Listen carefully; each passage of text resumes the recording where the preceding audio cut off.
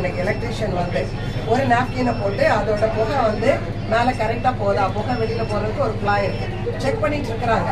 அது புகை மேலே போகாமல் கீழே வரனால அதை ஆஃப் பண்ணி செக் பண்ணிக்கிட்டாங்க.